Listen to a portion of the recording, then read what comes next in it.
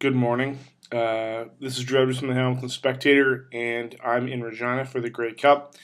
I thought that one of the things I might do this week is have a morning bad hotel coffee chat, sort of outlining the day, talking about some of the stories maybe that we don't get into the paper or onto the blog, and just talk about sort of what it's like to be here in a little more casual style. So, and I was also thinking maybe that if you guys had questions that you had wanted to ask, that I could probably deal with them in this particular format. So yeah, if you got some questions, send them via email, dedwards@thespec.com, or comment on the blog, and I'll try and answer them. And if you think this is a terrible idea, that you do not want to see my bedhead at 7 o'clock in the morning Regina time, then that's fine too, and we'll move on to something else.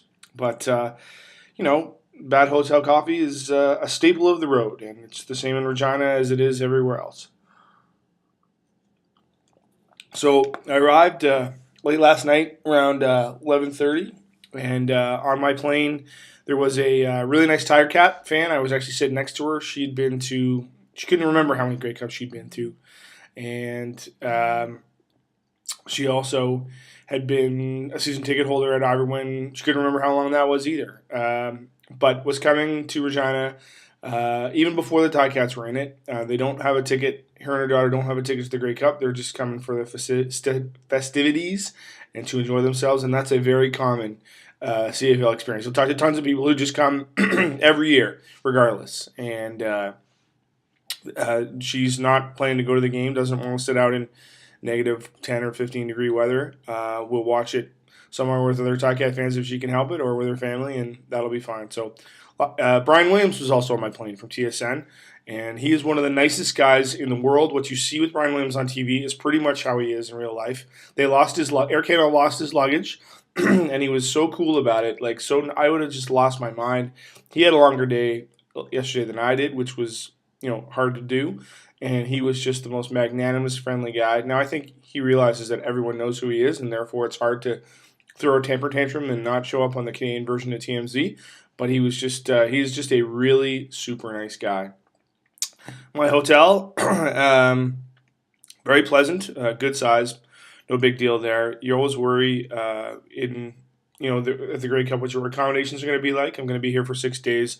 So you'd like to stay at a place that's half decent. Maybe I'll try and get you guys some shots to show you around the room at some point. Not today. Might be in the first couple of days, though, before it looks like a complete disaster area. I've already realized what I've forgotten. A second pair of long johns and a toothbrush. One I can fix easily. The other I should probably fix. But no major omissions, at least to this point. What's on for today? I have the coaches' press conference this morning at, I think it's at 8:30, 8:30 local time, 8:45 local time. And then immediately after that, out to Mosaic Stadium for practice. That should be interesting. I get to watch practice inside in Hamilton because they were at Mac. There was a press box. We were able to use it. So when the weather was bad, I was still not, warm necessarily, but not freezing cold. I don't know if I can do that at Mosaic Stadium, in which case I may also be watching practice in minus 17 degree weather with the wind chill at minus 26, which is what they're calling for today. The Riders in the meantime are traveling to Moose Jaw to practice inside, and the reason that they're doing that is there is an indoor facility here in Regina, but it's being used for Grey Cup stuff, so you can't practice there.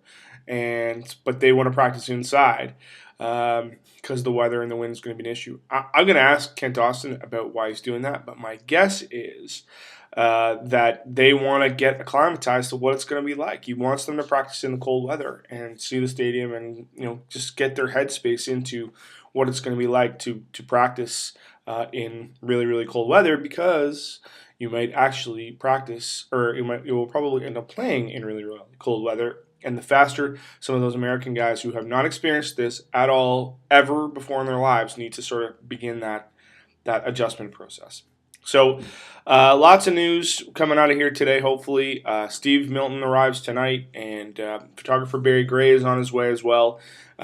So, we should have lots and lots of good coverage. If you've got story ideas, suggestions, things you'd like to see, questions for me, send them on the blog, send them on my email again, dedwards@thespec.com.